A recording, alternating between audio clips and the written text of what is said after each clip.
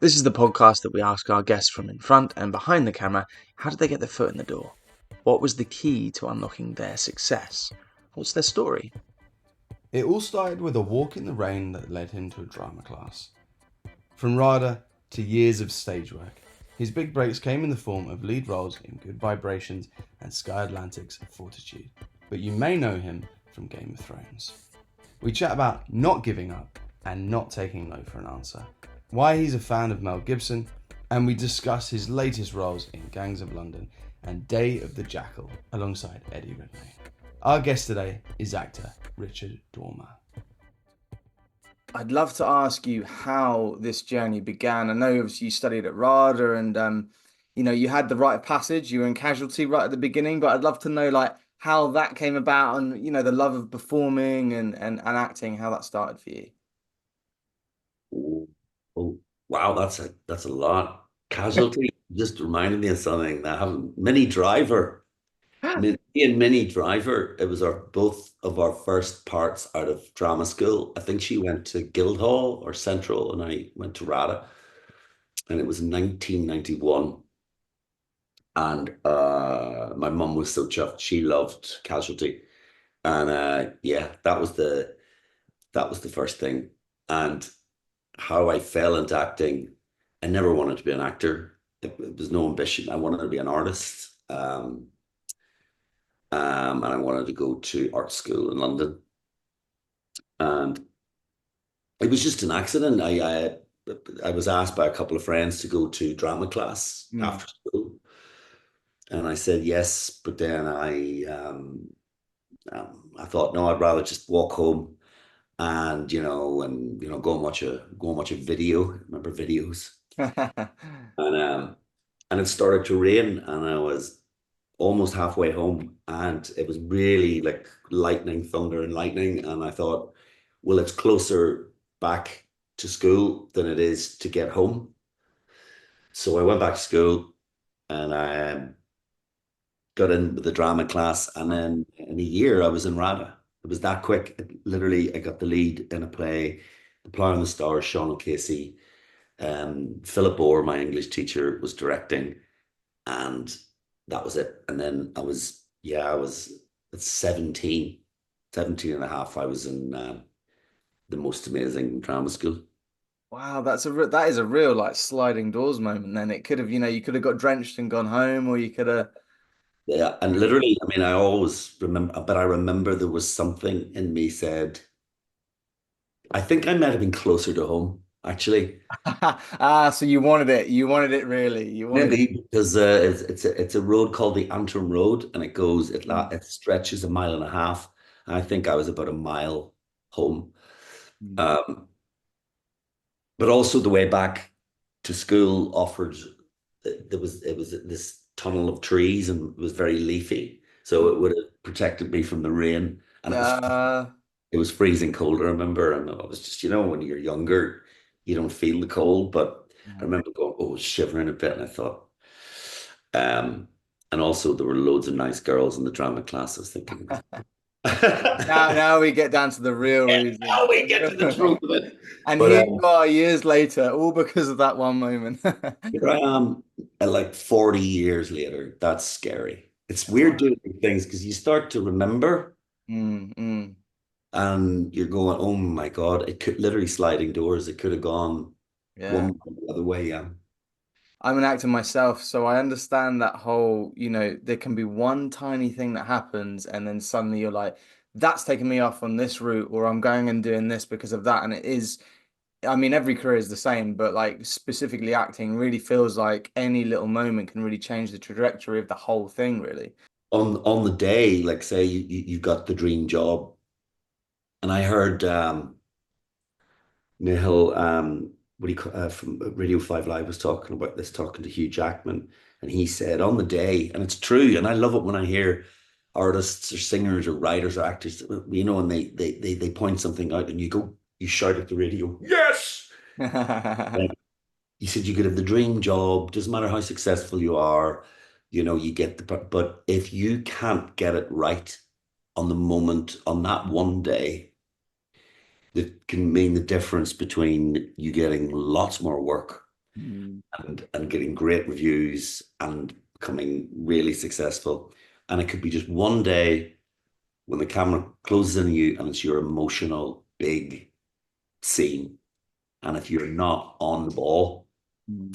kind of sliding doors, if you're just thinking about something else or you're under the weather or whatever, it everything can change. And you know, it's every actor's fear that they're not going to be able to produce the goods on and when it counts. I think that's Mm. a huge thing. And it was great hearing him say that because it makes me feel human that Yeah, I'm yeah, of course. not machines. We have to, it's like athletes have to Mm. form on it within 1 minute, and that's going to define almost their lives sometimes, their Mm. career. Like, yeah. And I don't want to jump ahead, but because you've said that, I want to mention a particular role that you played that was, I think it was the first thing I saw you in, but it was Fortitude. And I Yeah. remember just being like, holy shit, who is this guy? Like, because I Oh, just remember the performance is incredible. it's my favorite thing I've ever done. I loved the entire experience. It was life changing. It was, Yeah, what a role, man. yeah. What a role. What was the preparation for that like? That must have been pretty, because that's a huge part in a big show. And as you It, say, being on the ball, you was that a little bit of a scary one on the first day?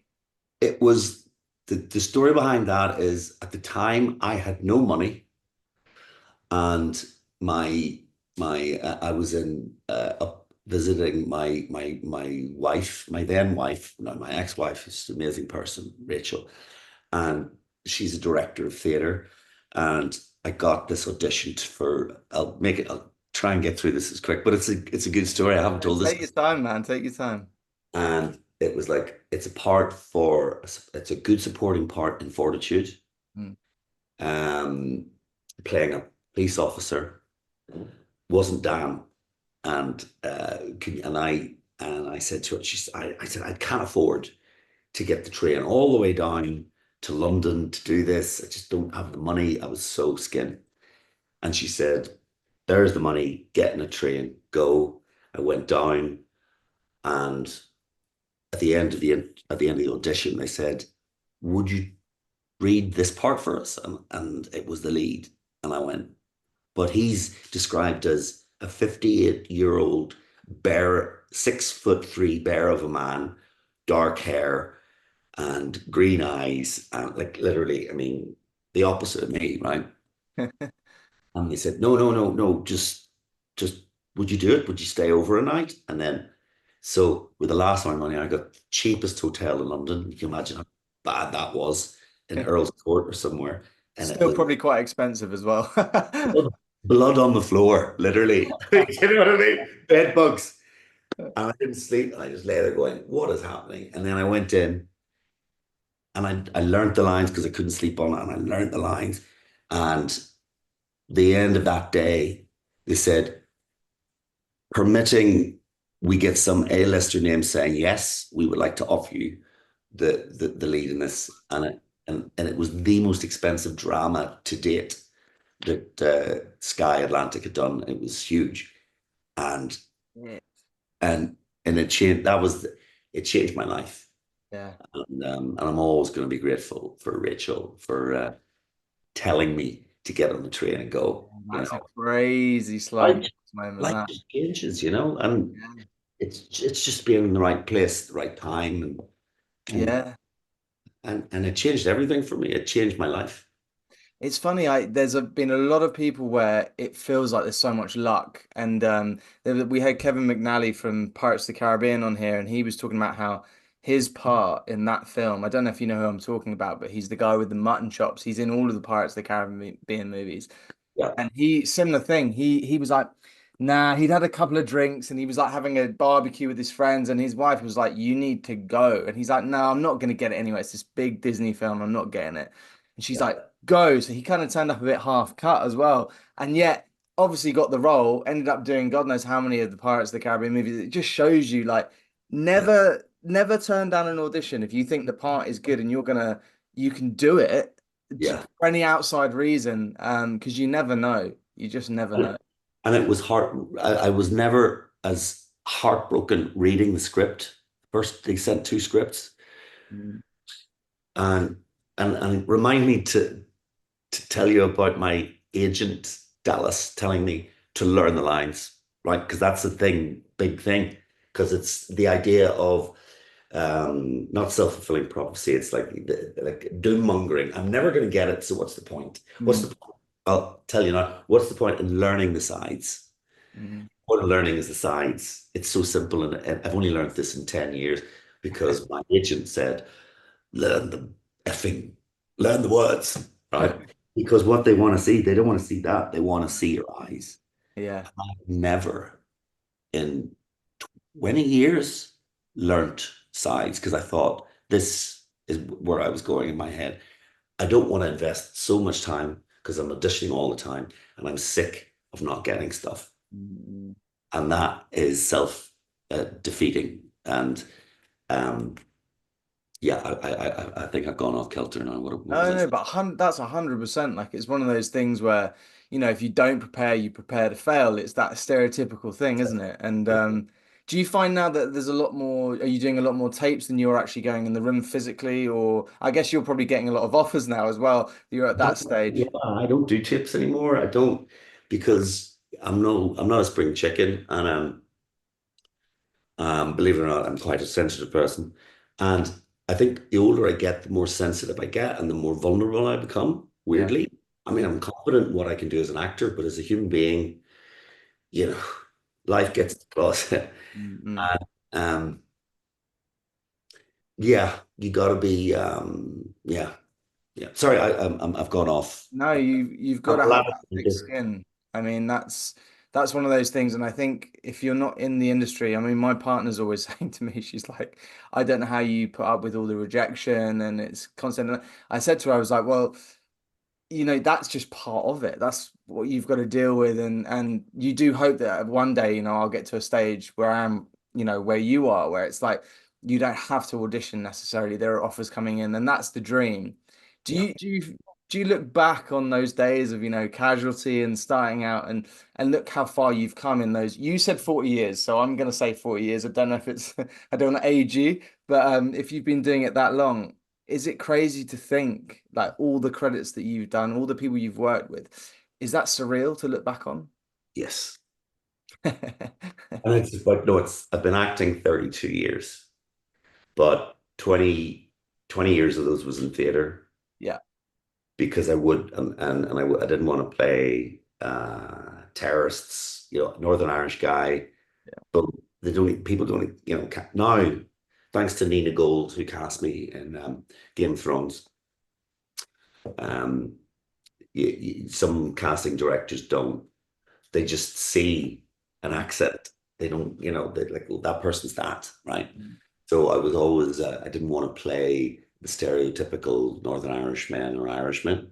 Mm. So I stuck to theatre, and I'm glad I did because I, uh, I became I became a decent actor, a good, reliable, disciplined actor through theatre, and I think it's the hardest form of art medium for actors, because it really is about stamina and teamwork and honing your skills and your voice and your body.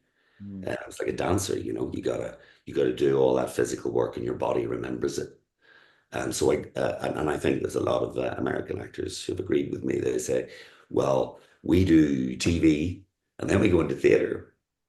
And people say Yeah. we're terrible theater actors because we don't communicate with our bodies. We're doing hoping the audience can see from 50 feet away what we're thinking, and they can't.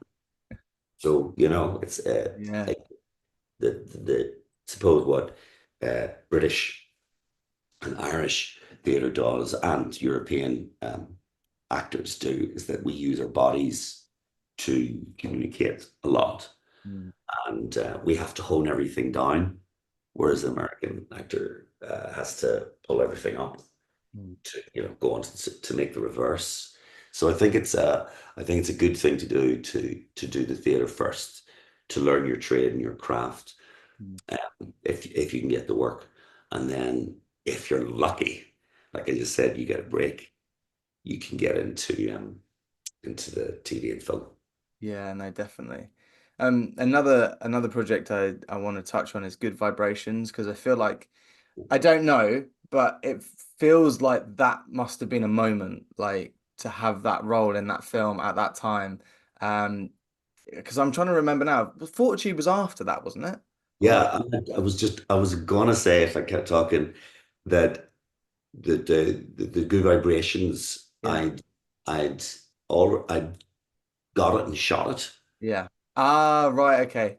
and it was David Holmes, bless him, the producer, you know, the DJ, and he writes. Yeah, yeah, yeah. He was one of the producers, and I'd known him a few years, and we're both the same age. And he, you know, he was very successful. I think he was just looking at me going, this guy needs a break. This guy needs a and he kept sending to everybody and the produce. He's the real deal. We don't need Michael Fassbender in this. We need this guy. And that was my first ever lead Yeah. on a screen. And it didn't come out until after I don't think, oh yeah, I think it had come out Fortitude 2013 it started. Yeah, so it had come out, and I just told my agents, like, please tell them to watch it, Fortitude casting people. I was like, please tell them to watch Good Vibrations, but Good Vibrations is the opposite Yeah. of Dan Anderson, but I just wanted them to know that I can hold a story together Yeah. Yeah, of and course. show a soul in turmoil because they're both. Mm, I play a lot of souls in turmoil. mm. And yeah, That performance in that film really jumps off the screen. It's really like energetic and vibrant, and it's such a great film. And yeah, as you say, those two parts are so different. It yeah, must have been lovely to have those two characters quite close together, really, because then people could see your range if they'd seen both projects. yeah. And I realized as well, I'd said the same thing because I was cast in Game of Thrones just 6 months before Fortitude. Mm, mm, So all these things hadn't come out, you know, or the producers of Fortitude, which was my, like I keep saying, it really was as an actor, let alone that it was a huge TV show and there were amazing A-list actors in it. mm. Now it's just like an unknown. Um, so getting Fortitude was huge over 3 seasons to see, to allow me to become bigger, stronger, musclier, yeah, become this alpha male, you know, and I'm like only like 5'9.5", and I'm, you know, skinny guy, I'm slight, you know. So it, it it was huge. And so I was playing Barrington Darien, who's just again opposite of those two.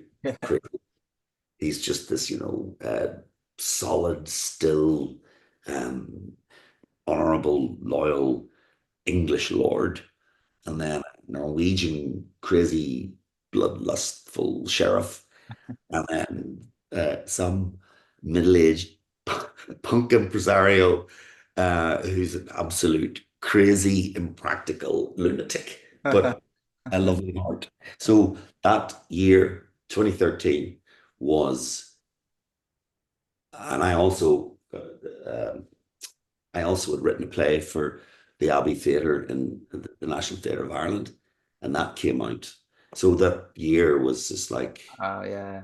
hugest. Um, I think I'll never forget it. And weirdly, 13 turned out to be a lucky number. Yeah, yeah. It's funny, isn't it, how, because obviously, as you said, all these things are shot at different times, so it was just by luck that they kind of all came out near each other, and everyone, people must have been going, this guy's got loads of stuff coming out, and then it's kind of Where like you a come knock from? on. Yeah, Yeah. yeah, yeah. 20 years in theatre, 20 years. But that's a good point to make because, like people don't realize because I've been doing it since I was 19 and now 37. So I'm creeping up on that 20-year mark. And, so you'd been doing it, was it about 18 years at that point, 19 years? Well, I came out of drama school and I was 91 and I was 20. Yeah, 20. Yeah. Yeah, I was about to turn 21. So I worked until I was 43 was Yeah. the was the 42, actually, because I remember I got good vibrations when I was 42, and I remember the Douglas Adams quote, "It's the meaning of life is 42." And I do think that for a lot of people who are, I see it, like everybody, they say if you can live past 27, and you do the right things at 42, you'll know exactly where you're going in life. Yeah, Yeah, yeah, year of 42. And I've seen a few of my friends that same things happen.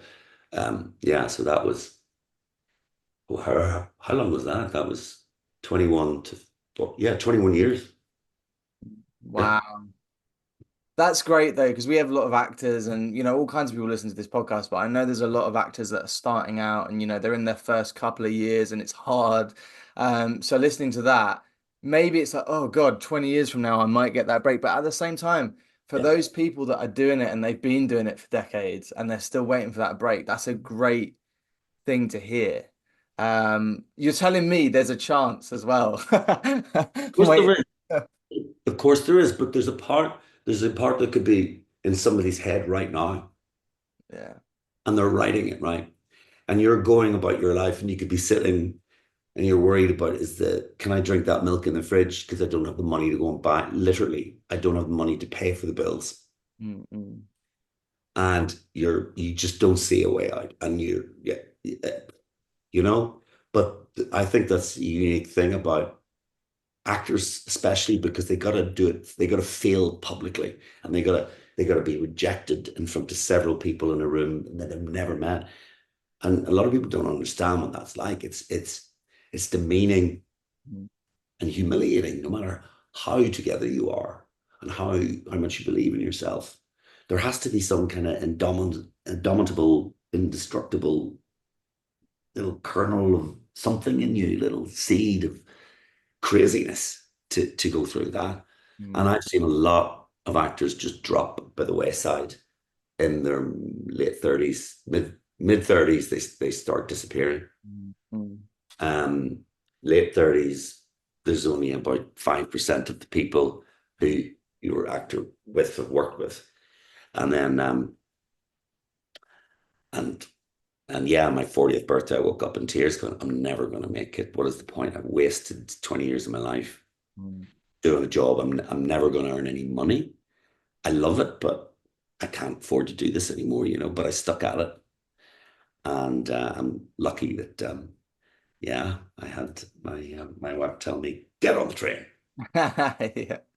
Mate, that's so good though. Like, and I love hearing that story with the context of, when I was watching Fortitude when that came out, I was like, this guy's fucking amazing. Like, where's he come from? This guy's great. And it just like I can now I'd like to watch it again because it's almost like the passion in that performance is like, I got a fucking job, you know what I mean? You were Yeah. giving it the beans and straight away I was like, this is incredible. But to put that into context now, that's really, hearing that background and the fact it was hard and you struggled and you were broke and all those things. This is the kind of really sad story we want to hear. You've got to this point now that you're doing so well. And it's just great to hear, man. Now for a quick break. We'll be back to the episode shortly. Check out the Patreon at patreon.com/life and film. And don't forget to follow us on Spotify and Apple Podcasts. If you enjoy this episode, please leave us a positive rating. Add us on Instagram, Twitter, TikTok at Life and Film Pod. Essentially, please like and subscribe everything. It makes a huge difference. Thank you. This podcast is sponsored by Betterhelp. Do you work in the film industry? Are you freelance? Or perhaps you have a 9 to 5? No matter what you do, mental health affects us all. I struggled early on in my career with the uncertainty of if and when I would ever work again, struggling to pay my bills or simply with anxiety. Don't know about you, but being an actor, it's very important for me to maintain structure in the downtimes, and I found not only exercise, but talking to someone for me was a game changer. And so Life in Film has partnered with Betterhelp to provide you with access to the largest online therapy service in the world. And it can all be done from the comfort of your own home, from a phone, tablet or laptop. No commute, cutting down travel costs, and most importantly, it's affordable. With over 1,000 therapists in the UK, Betterhelp can provide access to mental health professionals with a wide variety of expertise in mental health. If you need someone to talk to and you're thinking of giving therapy a go, BetterHelp is a great option. And being a listener of the podcast, you get 10% off. That's 10% off your first month at betterhelp.com/lifeandfilm. That's betterhelp.com/lifeandfilm. If you enjoyed this episode and want to support us, get early access and exclusive content and episodes, click to join our YouTube channel and become a member now. And back to the show. Do you have advice for actors starting out now? And I know, like for me, the whole industry's changed a lot, and it will have done for you. But people that are going into drama school now, have you got any sort of advice? Don't do it. You'll be broke for 20 years. No hesitation. Don't do it. Don't ruin your life. No, I mean, no, I do actually. No, I'm not. I'm being. I am. That is partly true. Unless don't get into it to get fame and adulation and lots of money. Most people don't. And I've avoided it, and I could have earned a lot more money, and I could have had a lot more success if that's the way I was driven. But I'm not. I've always tried to follow my heart, and I've always wanted to explore who I am as a person, and that sounds a bit, but that's how I've done it. And secretly, though, you've always got to believe, if you're realistic and other people who you respect have said that you have talent, then you secretly got to believe the day will come. But the problem with that is, if it doesn't, you could look back at your life and go, I'm a failure. And you wouldn't be, because you tried. And I think anyone who tries is not a failure. But it's like something like 0.00001% actually think who could buy a house out of, being successful. Yeah. And I'm not talking about millions. I'm talking about being able to buy a house and not have to, worry too much about money. And which is where most successful actors live, that's the thing. And then you've got the Hollywood, the big, the big A-listers. And that's just funny money. That's silly money. But my advice, sorry, I'm going off again, but my advice to them is, so you got to know your worth. And I mean, know your worth as how capable, realistically, do you think you are compared to all the other people? And know your worth, most importantly, what is your soul worth? How are you willing to lose, to compromise with, your integrity? Are you willing to humiliate yourself? Are you willing to lose friends? Are you willing to lose even a marriage? I mean, to do this well, like anything, you've got to commit yourself 90%, and that 10%, maybe not 90%, but it's like 70%. And then the people who are closest to you could be going, can I have more than 30%, please? Tough. And I would, if I could change, I would have done it a little differently, even if it meant that I hadn't have done so well, because, you're so busy trying to be the best you can be that you forget to live, and you forget people's birthdays, and you do have to sacrifice a lot. It's like any career, but I think especially acting, and you travel so much, and you have this sense of never being grounded or rooted in one place. It's tough. Thanks for being honest, because I feel like, a lot of actors like to put on a veneer sometimes and pretend it's all great. And I know it can be, it's quite lonely. It can be quite lonely when you're, doing a job away from your family and friends. And that, that's something that we've touched on quite a few times with our guests. And yeah, I the think it's more successful, the lonelier, because you're afraid if somebody comes up to you at a bar, you don't know what they want. You don't know, are they just pleased because they like a show, or, do they want to get in with you? And like, that's why I would never be super famous. I would never be, uh, anonymity it's a weird thing, but this is what I mean about the right reasons to get into it. If you're looking for fame and fortune, you could get it and it could destroy you. Mm. But if you're looking to be an artist and you want to be the best as you can do, but you've just chosen to do this, it's the kind of psychology of, I think it's psychiatry. We're weirdly, we're trying to understand what make people, what makes people tick. I think as a good actor, whenever you see them and you see them thinking and you go, I relate to that person, it's because that's the journey they're on. Mm. Whereas if you just look at them and go, they look cool, they look amazing, and they're great at everything they do. They're just doing it because that's what they do, But I think some of the really interesting actors, you hardly ever hear from them. You just see them now and again. They'll do the odd interview, but they're not all over the magazines and they're not, constantly in chat shows and stuff, You got to do that to promote, but I think you gotta be careful of your soul, your privacy and your anonymity whenever you can get it. Sure. And I think sometimes as well, if someone becomes too, you can almost flood the market. And when a film comes out, you're like, well, that's not that character. That's just that actor. And it's hard to see them as anything but who they are in the newspapers, who they are in interviews and everything else. Yeah. Um, And but then yeah.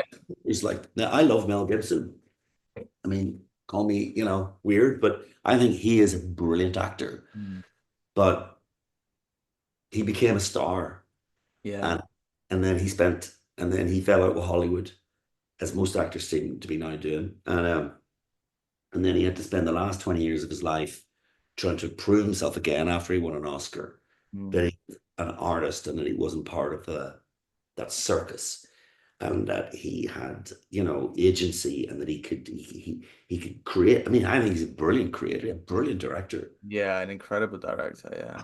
He's a good actor. He's just a really, really good actor. Mm. He has, I mean, he doesn't really miss when it comes to directing as well. All of his films that he's directed have been incredible. Yeah.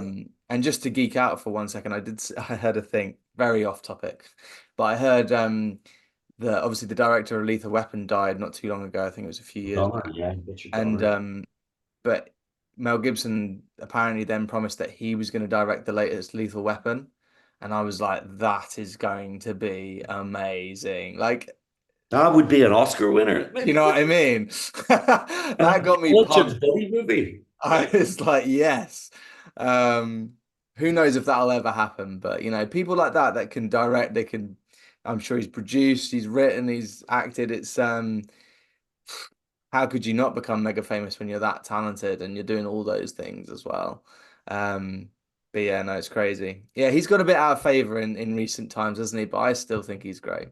He is great. I mean, he had a problem, he has a problem, he's been juggling fighting demons. And again, he's been in the public eye. So if he says something Mm. to a female police officer, sugar or whatever, he's mud, Yeah. And I don't agree with his. I'm not into politics. I don't agree with his views and a lot of things. But as an artist, so I'm just making sure a log doesn't fall out of my fire. As an artist, I think he's brilliant at what he does. Mm. Yeah. Mm. It's again, I'm going off topic a little bit here, but I'm just enjoying this conversation. It's like with Ricky Gervais, I think it was at the Golden Globes, and he introduced Mel Gibson. Do you remember that? And what the fuck does Shabazz even mean? Everyone's like, oh. And looking back at that, I thought that was really funny. But since the Will Smith slap, I was like, well, he's just lucky Mel Gibson didn't chin him, to be honest. Like that was, you wouldn't do that now. You wouldn't take that risk. Well, I'd say, Crazy. well, it had a skinful, he might have, but he's a different man now. You just look at him. I just love looking at people of his age. He's in his late 60s. He looks like a granite sculpture. Yeah. Man looks weathered, and Yeah. I'm getting there. I'm getting the wrinkles, being a smoker, and but he literally is just this incredible kind of, I mean, the guy Yeah. bubbling with energy and passion. And you have to, admire and respect that, Mm. um, that commitment and that energy. Whatever you think about is, what he believes. It's like he's a dynamo. Mm. I hope I'm doing what, or have half the energy he has in Mm. 10, Mm. 15, whatever years. Would you ever think of going into directing or producing or writing anything like that? And Uh, Not, no, I find it hard enough to focus on the part I'm playing. I mean, I think, the actor focuses on the script mm, themselves and their place in the script, whereas the director seeing the whole, that's that's the way. I think maybe that's why Mel Gibson has aged so much, because yes, stress. he does everything. He produces, directs, Yeah. acts, does everything, and he's making up for the time that he lost whenever he was, falling out of favor. Mm, mm. But I've written 5 plays, Oh, and wow. one of them was in the West End. Oh, Um, wicked. it's a one-man show called Hurricane about Alex Higgins, the snooker player. Oh, cool. And I played it and I wrote it. And I'm writing a novel at the minute. I've been writing it for about 2 years. It's half finished. Um, but no, I'm going to stick. I don't want to be a jack of all trades and master. Yeah. I want to try and be as good an actor as I can be and do writing on the side. That's Mm. my plan anyway. Well, I mean, you're doing extremely well, and that kind of leads me on to your latest project, The Day of the Jackal. I was very disgruntled when I got to episode 5 and realized I had no more episodes to watch because they haven't released them on the. We get to watch them early, but we still don't get all of them. So I got Right. to episode 5 and I was like, oh, I want to see the rest of it now. But what an incredible show! And again, an amazing part for you. That is the first thing that struck me about the show was the fact that this is I don't know who paid for it, but it's Sky. But it has the feel of like a big American budget, like the action sequences in it, the shootouts, the car chases. It feels big and it feels like it's got a really big budget. How did you come to be a part of this? Um, well, I know Chris Hall, the producer. I worked with his dad as well, the late Peter Hall, late great Peter Hall, and really forgot him in the West End. And I'd done a show with him called Hunted, I think it was, a long time ago. That's before Good Vibrations and all, but it was my first good supporting part alongside Philip Glenister and Eva Birthwhistle. It's called Hunted. I think it was Hunted, was it? Hidden. No, it was called Hidden. And it was Sky Atlantic, I think. And so they offered me a part, but I didn't like the fact that the character, or the characters that were considered me for were paramilitary, ex, troubles, Northern Ireland, here we go again. But then I read some of the scripts and I went, that's not what this is. This is about international intrigue. And they're using the fact that, you know, people from Northern Ireland know about guns because of, 40 years of civil war. So, but it was a different character they'd offered me. And then I said no. And then they said, what about this? And oh no, I said, there's a character and you cast the character Norman.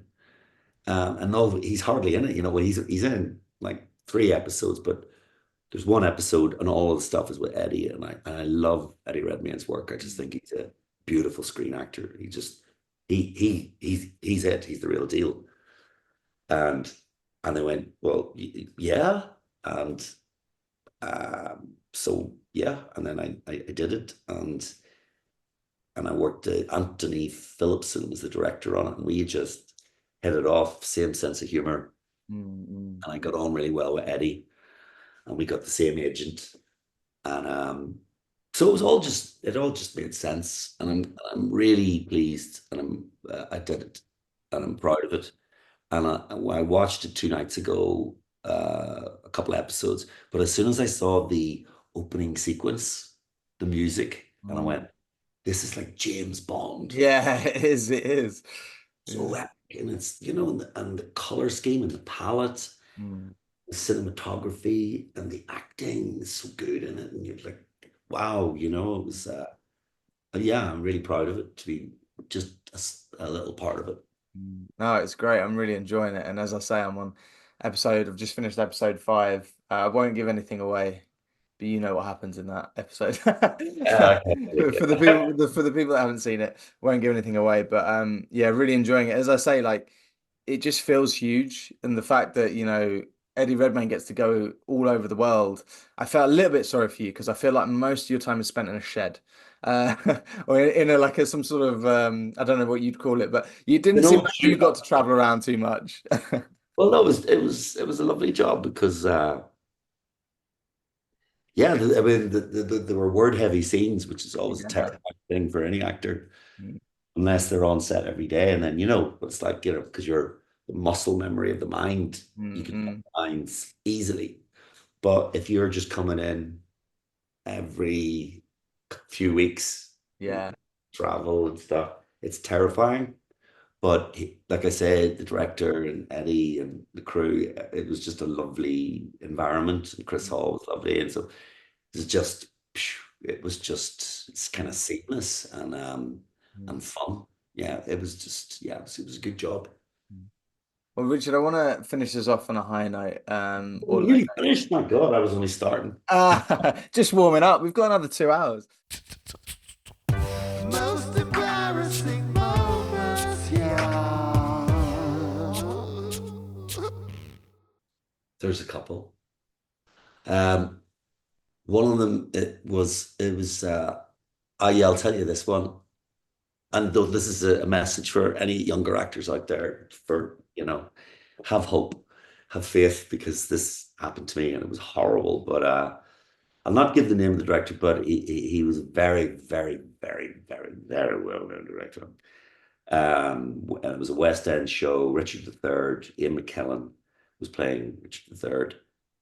Think, oh yeah, no, no, no, I'm wrong. I think it was for the RSC, and it was a trilogy of the Wexford trilogy of plays.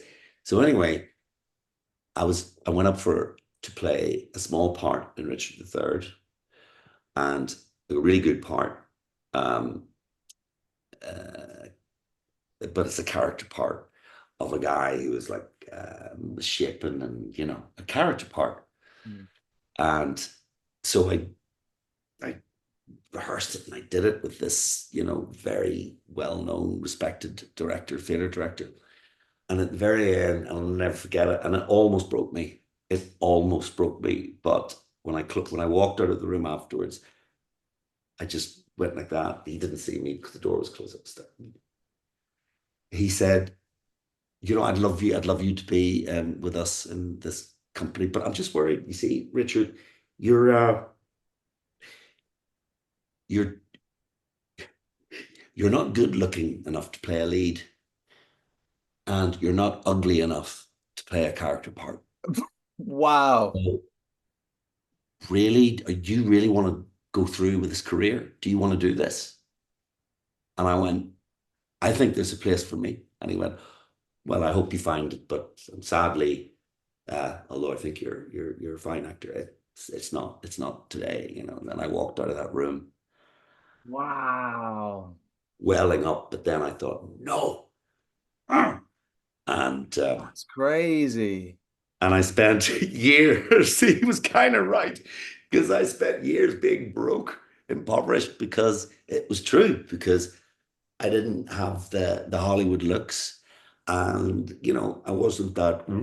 I wasn't playing nobody would give me the character parts, and it was only because I stuck around and kept doing it, and I did such a range of roles, Mm. theater, and I think the hurricane thing really uh, opened doors for me in 2003 when I did that. It kind of, Wow.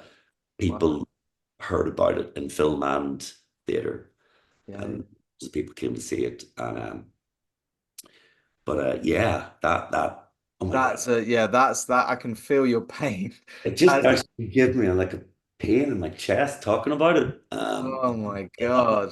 Well, thanks for sharing because that's horrendous. But you got through it. That's the main thing. You got through it, and here you are yeah. now. And And I walked out with dignity, and I didn't get yeah, angry or upset in front of him. And I think I was even trying to smile and going, "Well, I'm sure." I think I said, good for you. Good for you.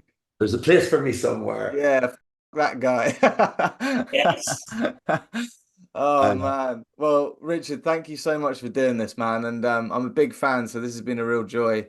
And I look forward to watching the rest of the show as well. And yeah, all the best, man. thank you. It was lovely talking to you. I really enjoyed it. Thank Yeah, you. mate. Thanks for the time, man. Take care. If you enjoyed this episode and want to support us, get early access and exclusive content and episodes, click to join our YouTube channel and become a member now. Thank you to Richard and his team at Personal PR.